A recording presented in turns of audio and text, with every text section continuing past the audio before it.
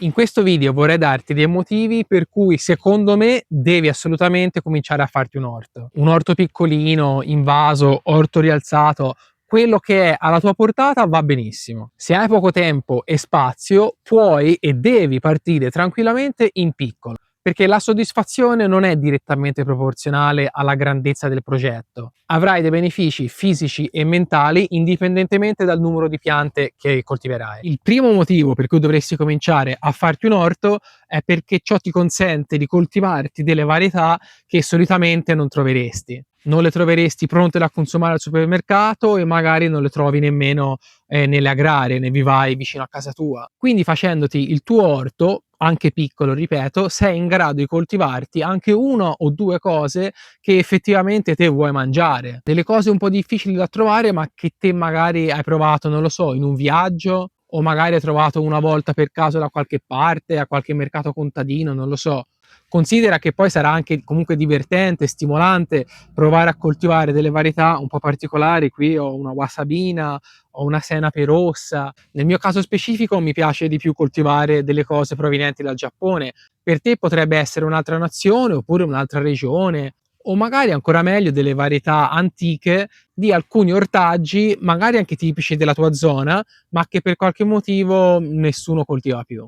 Il secondo motivo per cui dovresti fare l'orto ha a che fare con un tema che è molto attuale, ovvero la salute mentale. Fare l'orto è terapeutico e può aiutare a rilassarti, a patto che tu non voglia strafare. Mi spiego meglio: se te sai che hai a disposizione un determinato spazio, determinate ore alla settimana e magari anche determinati soldi, devi attenerti a quei limiti nel fare il tuo orto, cioè perché se poi cerchi di strafare, allora vai a perdere il lato terapeutico e il lato rilassante del fare l'orto. Inoltre ti consiglio, quando stai facendo questa attività, magari di non stare al telefono, sui social, cioè se vuoi fare qualche foto, qualche video poi da condividere o anche una specie di diario tuo va benissimo, però poi cerca di dedicarti al 100% a quello che stai facendo, in modo da trarre il massimo del relax che puoi avere e del contatto con la natura, che è un po' il punto principale. Terzo punto è ovviamente che farti l'orticello ti consente di avere cibo fresco e sano. Questo perché sarai in grado, se ti organizzi bene, di raccogliere le cose al momento giusto e più che altro quando ne hai bisogno. Purtroppo quando si acquistano le verdure al supermercato, che magari arrivano anche da chissà dove, sono state raccolte molti giorni prima, in alcuni casi anche mesi prima. E se pensiamo al fatto che una volta che la verdura viene raccolta, il contenuto nutrizionale comincia a piano piano a scendere, è evidente che poi, cioè, noi mangiamo la verdura convinti che ci faccia bene, che teoricamente dovrebbe fare bene, se però è stata raccolta molto prima e nel frattempo il livello di nutrienti è andato a zero, non ha senso.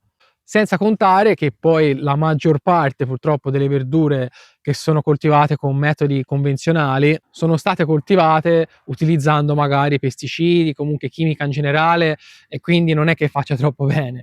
Se invece ti coltivi qualcosina anche per conto tuo, sai per certo come è stato coltivato, ovvero in modo naturale ti consiglio, senza usare nessuna chimica, zero. Quindi ti mangi cose che sono fresche e quindi hanno sempre al suo interno i nutrienti e soprattutto non ci sono veleni vari. Il quarto motivo riguarda il fatto che avresti qualche certezza in più nel caso ci fossero dei problemi nella catena alimentare, diciamo nel sistema di approvvigionamento che hanno per esempio i supermercati. Abbiamo già visto che nel caso di grosse crisi internazionali o pandemie, insomma cose di questo tipo, possono verificarsi dei grandi problemi, soprattutto per la grande distribuzione. Quindi ritardi nelle merci, oppure persone che perdono la testa e cominciano a comprare tutto il supermercato e te rimani senza niente, senza contare il fatto che comunque in quelle situazioni lì poi i prezzi vanno alle stelle. Il che mi porta al prossimo punto, al prossimo motivo per cui sarebbe meglio che tu ti coltivassi qualcosa, ovvero risparmiare qualcosa sulla spesa.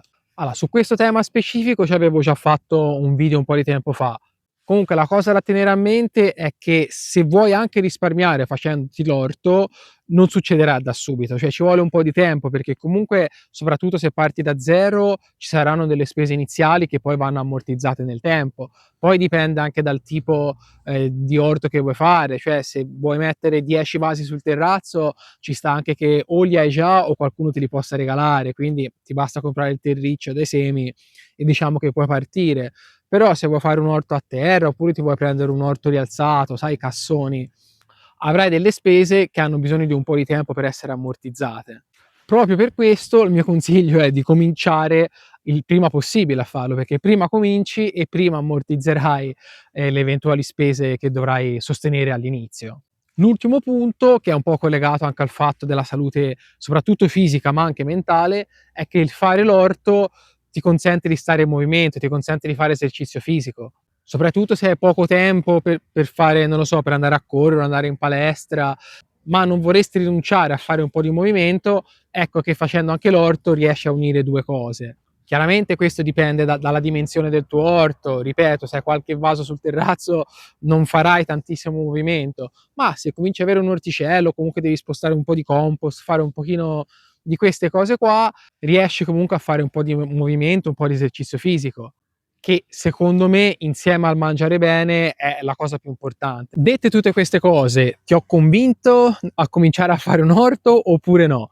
Io spero di sì. In ogni caso scrivilo nei commenti, sia in caso positivo sia in caso negativo, così ne parliamo. Se ti è piaciuto questo video, per favore metti mi piace. Se segui già il canale ma non sei iscritto, considera di iscriverti al canale. Se è la prima volta, ti consiglio di andare a vedere gli altri video che ho già fatto. Mi aiuteresti tanto a far crescere il canale. In ogni caso, grazie per aver visto il video, questo video fino alla fine, e ci vediamo alla prossima, spero. Ciao!